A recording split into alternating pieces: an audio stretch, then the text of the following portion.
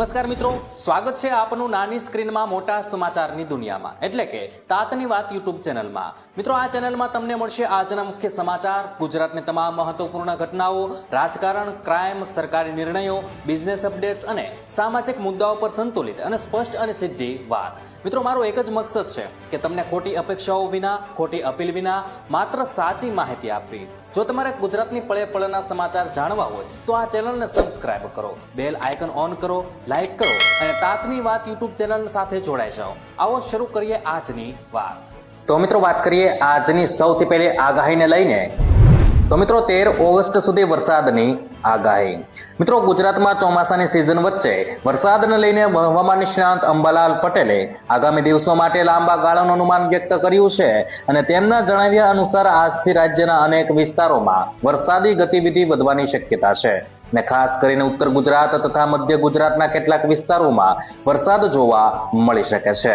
મિત્રો, મહીસાગર, પંચમહાલ, દાહોદ અને છોટાઉદેપુર સહિતના વિસ્તારોમાં 13 ઓગસ્ટ સુધી વરસાદની સંભાવના વ્યક્ત કરવામાં આવી છે। મિત્રો, ઉત્તર ગુજરાત અને મધ્ય ગુજરાતમાં વરસાદની આગાહી। મિત્રો, આગામી દિવસોમાં ખાસ કરીને સાબરકાંઠા અને અરવલ્લી જિલ્લામાં વરસાદની શક્યતા વધુ રહેવાની આગાહી અંબાલાલ પટેલ દ્વારા કરવામાં આવી છે। આ વિસ્તારોમાં વરસાદની તીવ્રતા સ્થાનિક હવામાન પરિસ્થિતિ પ્રમાણે અલગ અલગ રહી શકે છે અને ઉત્તર ગુજરાતના બનાસકાંઠા અને પાટણના કેટલાક વિસ્તારોમાં પણ વરસાદી ઝાપટા જોવા મળી શકે છે। મિત્રો, મધ્ય ગુજરાતની વાત કરીએ તો મહીસાગર, પંચમહાલ, દાહોદ, છોટાઉદેપુર, વડોદરા જિલ્લાના કેટલાક વિસ્તારોમાં વરસાદની સંભાવના વ્યક્ત કરવામાં આવી છે અને અમદાવાદ અને ગાંધીનગરમાં પણ વરસાદી માહોલ બનવાની શક્યતા છે। મિત્રો, જો કે દરેક જિલ્લામાં એક સરખો વરસાદ પડે એ જરૂરી નથી અને સ્થાનિક સ્તરે વરસાદના પ્રમાણમાં મોટો તફાવત જોવા મળી શકે છે। જોકે મિત્રો, 14 અને 15 ઓગસ્ટે ઉઘાડ નીકળવાની શક્યતા। મિત્રો, અંબાલાલ પટેલના અનુમાન મુજબ 14 અને 15 ઓગસ્ટ દરમિયાન રાજ્યના હવામાનમાં થોડો ઉઘાડ આવવાની શક્યતા છે, એટલે કે સતત વરસાદ બાદ કેટલાક વિસ્તારોમાં વરસાદી પ્રવૃત્તિમાં કામચલાઉ ઘટાડો જોવા મળી શકે છે। તેમણે આ સમયગાળાને ચોમાસાના સંભવિત બ્રેક સાથે પણ જોડ્યો છે। જો કે હવામાનમાં બ્રેકનો અર્થ સમગ્ર રાજ્યમાં વરસાદ સંપૂર્ણપણે બંધ થઈ જવો એવો નથી અને ચોમાસામાં એક વિસ્તારમાં વરસાદ ઘટે ત્યાં બીજા વિસ્તારમાં સ્થાનિક સિસ્ટમને કારણે વરસાદ ચાલુ રહી શકે છે। તેથી 14 અને 15 ઓગસ્ટે ઉઘાડની શક્યતા હોવા છતાં છૂટાછવાયા વરસાદની પણ શક્યતા નકારી શકાય નહીં। મિત્રો, બંગાળની ખાડીમાં લો પ્રેશરની શક્યતા। મિત્રો, અંબાલાલ પટેલે 13 અને 14 ઓગસ્ટની આસપાસ બંગાળની ખાડીમાં લો પ્રેશર સિસ્ટમ બનવાની શક્યતા વ્યક્ત કરી છે। તેમના જણાવ્યા અનુસાર આ સિસ્ટમની અસર શરૂઆતમાં પૂર્વ ભારતના વિસ્તારોમાં જોવા મળી શકે છે અને ચોમાસાની સિઝનમાં બંગાળની ખાડીમાં બનતી લો પ્રેશર સિસ્ટમો વરસાદી ગતિવિધિને અસર કરી શકે છે। મિત્રો, આવી સિસ્ટમોનો માર્ગ, તેની તીવ્રતા અને જમીન તરફની ગતિ પ્રમાણે અલગ અલગ રાજ્યોમાં વરસાદનું પ્રમાણ બદલાય છે। તેથી સિસ્ટમ રચાયા ત્યારબાદ તેની વાસ્તવિક સ્થિતિના આધારે ગુજરાત પર તેની કેટલી અસર રહેશે તે વધુ સ્પષ્ટ થઈ શકે છે। મિત્રો, ભારતીય હવામાન વિભાગ પણ ચોમાસા દરમિયાન લો પ્રેશર અને અન્ય હવામાન પ્રણાલીઓની ગતિવિધિઓ સતત નજર રાખતા હોય છે અને ગુજરાતમાં આ વર્ષે અગાઉ પણ અનેક તબક્કે સક્રિય ચોમાસાની સ્થિતિ અને ભારે વરસાદની ચેતવણીઓ જાહેર કરવામાં આવી છે। મિત્રો, 17 અને 18 ઓગસ્ટમાં હવામાનમાં પલટો। મિત્રો, 17 અને 19 ઓગસ્ટે ફરી હવામાનમાં પલટા થવાની શક્યતા છે। હવામાનમાં પલટો આવી શકે છે અને આ સમયગાળા દરમિયાન રાજ્યના કેટલાક ભાગોમાં વરસાદ થવાની શક્યતા અંબાલાલ પટેલે દર્શાવી છે। મિત્રો, આ મહિનામાં ખાસ કરીને રાજ્યમાં વરસાદી ગતિવિધિ ફરી સક્રિય થવાની સંભાવના તરફ સંકેત કરવામાં આવ્યો છે। જોકે કયા જિલ્લામાં કેટલો વરસાદ થશે અને વરસાદની તીવ્રતા કેટલી રહેશે તે અંગે વધુ ચોક્કસ ચિત્ર હવામાન પ્રણાલીઓની આગામી સ્થિતિ પરથી મળી શકે છે। મિત્રો, લાંબા ગાળાની આગાહીઓમાં સ્થાનિક સ્તરે ફેરફાર થતો હોવાથી નાગરિકોએ સમયાંતરે સત્તાવાર હવામાન ચેતવણીઓ પર નજર રાખવી જરૂરી છે। અને મિત્રો, 31 ઓગસ્ટમાં કેવો વરસાદ પડશે તેના વિશે વાત કરીએ તો મિત્રો, 31 ઓગસ્ટના રોજ અંબાલાલ પટેલે આસપાસ પણ વરસાદની સંભાવના વ્યક્ત કરી છે અને તેને પૂર્વ ફાલ્ગુની નક્ષત્ર સાથે જોડીને વરસાદ થવાની શક્યતા જણાવી છે અને તેમણે આ સમયગાળાના વરસાદના પાણીને ખેતી માટે સારું ન ગણાતું હોવાના પણ ઉલ્લેખ કર્યો છે। જોકે નક્ષત્રના આધારે વરસાદની ગુણવત્તા અથવા ખેતી પર અસર અંગેના આવા દાવાઓને વૈજ્ઞાનિક હવામાન પછીની હવામાન પરિસ્થિતિ જેવા કે અન્ય પરિબળો આગાહી પરથી અલગ રીતે જોવાની જરૂર છે. વરસાદ ખેતી માટે કેટલો લાભદાયક રહેશે તે વરસાદનું પ્રમાણ, સમય, જમીનની ભેજ, પાકની સ્થિતિ અને વરસાદ પર આધારિત હોય છે. સપ્ટેમ્બર મહિનાને લઈને પણ અંબાલાલ પટેલે વરસાદની શક્યતા વ્યક્ત કરી છે. તેમના જણાવ્યા મુજબ સપ્ટેમ્બરમાં રાજ્યના કેટલાક વિસ્તારોમાં ભારે વરસાદની સ્થિતિ પણ બની શકે છે અને તેમણે 2 અને 7 સપ્ટેમ્બરની આસપાસ હવામાનમાં પલટો આવવાની શક્યતા દર્શાવી છે. જોકે મિત્રો અંબાલાલ પટેલે જણાવ્યું છે કે આગામી દિવસોમાં વરસાદના અનેક તબક્કા જોવા મળી શકે છે. ખાસ કરીને ઉત્તર ગુજરાતના સાબરકાંઠા, અરવલ્લી, બનાસકાંઠા, મધ્ય ગુજરાતના મહીસાગર, પંચમહાલ, દાહોદ, છોટાઉદેપુર અને વડોદરા તેમજ અમદાવાદ અને ગાંધીનગર, જ્યારે મિત્રો દક્ષિણ સૌરાષ્ટ્રના કેટલાક વિસ્તારોમાં વરસાદની સંભાવના વ્યક્ત કરવામાં આવી છે. 14 અને 15 ઓગસ્ટે સંભવિત ઉઘાડ બાદ ફરી વરસાદી ગતિવિધિ વધવાની શક્યતા અને સપ્ટેમ્બરમાં પણ વરસાદ ચાલુ રહેવાનો તેમનો અંદાજ છે.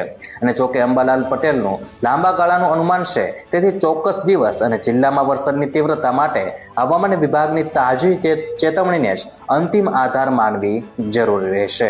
ત્યારબાદ મિત્રો મહત્વના સમાચાર વિશે આગળ વાત કરીએ તો એક સાથે 4 તાર સિસ્ટમ સક્રિય. મિત્રો ગુજરાતમાં આગામી 7 દિવસ દરમિયાન વરસાદની આગાહી કરવામાં આવી છે. રાજ્યમાં હાલ low pressure, monsoon trough, western disturbance અને સાયક્લોનિક સર્ક્યુલેશનની સહિત હવામાનની 4 સિસ્ટમ સક્રિય છે, જેના કારણે વિવિધ વિસ્તારોમાં વરસાદની શક્યતા છે. મિત્રો હવામાન વિભાગે 11 ઓગસ્ટના રોજ પંચમહાલ, દાહોદ, છોટાઉદેપુર અને અરવલ્લી જિલ્લામાં ભારે વરસાદની આગાહી કરી છે અને આ વિસ્તારોમાં ગાજવીજ સાથે વરસાદ પડી શકે છે. ત્યારબાદ મિત્રો મહત્વના સમાચાર વિશે આગળ વાત કરીએ તો આ અઠવાડિયે 3 દિવસ બેંકો રહેશે બંધ. મિત્રો જો તમે આ અઠવાડિયે બેંકોમાં કોઈ કામ માટે જવાના હો તો રજાની યાદી જાણી લેવી જરૂરી છે. 10 થી 16 ઓગસ્ટ 2026 દરમિયાન દેશના વિવિધ વિસ્તારોમાં કુલ બેંકો 3 દિવસ બંધ રહેવાની છે. 13 ઓગસ્ટના રોજ એટલે કે ગુરુવારે દેશભક્તિ દિવસ નિમિત્તે મણિપુરમાં બેંકો બંધ રહેશે. ત્યારે મિત્રો 15 ઓગસ્ટને શનિવારના રોજ સ્વતંત્રતા દિવસની રાષ્ટ્રીય રજા હોવાથી દેશભરમાં બેંકો બંધ રહેવાની છે અને 16 ઓગસ્ટ દરમિયાન રવિવાર હોવાથી સાપ્તાહિક રજાના કારણે સમગ્ર દેશમાં બેંકો બંધ રહે. ત્યારબાદ મિત્રો મહત્વના સમાચાર વિશે આગળ વાત કરીએ તો આ માહિતી ખાસ જાણી લેજો. મિત્રો આયુષ્યમાન ભારત પ્રધાનમંત્રી જન આરોગ્ય યોજના એટલે કે PMJE હેઠળ સારવાર કરાવતા લાભાર્થીઓ માટે મહત્વપૂર્ણ અપડેટ સામે આવ્યું છે. કેન્દ્ર સરકારે યોજનામાં ગેરરીતિ, છેતરપિંડી અને નિયમોના ઉલ્લંઘન સામે કડક કાર્યવાહી કરી છે. 24 માર્ચ 2026માં રાજ્યસભામાં રજૂ કરવામાં આવેલા કેન્દ્રીય આરોગ્ય મંત્રાલયના સત્તાવાર જવાબ મુજબ 10 માર્ચ 2026 સુધીમાં 2021 હોસ્પિટલને આયુષ્યમાન ભારત યોજનાના પેનલમાંથી ડીએમ્પેનેબલ કરવામાં આવી છે. જ્યારે ગેરરીતિ સાથે સંકળાયેલા એમ્પ્લેટ હોસ્પિટલ સામે કુલ 263.72 કરોડનો દંડ ફટકારવામાં આવ્યો છે. ત્યારબાદ મિત્રો મહત્વના સમાચાર વિશે આગળ વાત કરીએ તો સોના ચાંદીના ભાવમાં ઉછાળો. મિત્રો સોના ચાંદીના ભાવમાં વધારો જોવા મળ્યો છે. MCX પર સોનું 128 રૂપિયા વધીને 1,51,948 રૂપિયા પ્રતિ 10 ગ્રામ પર કારોબાર કરી રહ્યું છે. જ્યારે ચાંદીના ભાવમાં 2,000 રૂપિયાનો વધારો થઈને 2,32,825 રૂપિયા પ્રતિ કિલોગ્રામ ભાવ થયો છે. હાલમાં અમદાવાદ, સુરત, રાજકોટ અને વડોદરા જેવા શહેરોમાં 22 કેરેટ સોનાનો ભાવ પ્રતિ 10 ગ્રામ 1,39,740 લાખ રૂપિયા છે. જ્યારે 24 કેરેટ સોનાનો ભાવ પ્રતિ 10 ગ્રામ 1,52,440 રૂપિયા બોલાઈ રહ્યો છે. ત્યારબાદ મિત્રો મહત્વના સમાચાર વિશે આગળ વાત કરીએ તો PM મોદીના દેશને જનતાને ખાસ અપીલ. મિત્રો દેશભરમાં સ્વતંત્રતા દિવસની ઉજવણીને લઈને તૈયારીઓ શરૂ થઈ ગઈ છે. આ દરમિયાન વડાપ્રધાન નરેન્દ્ર મોદીએ દેશવાસીઓને હર ઘર તિરંગા અભિયાનમાં જોડાવા અપીલ કરી છે.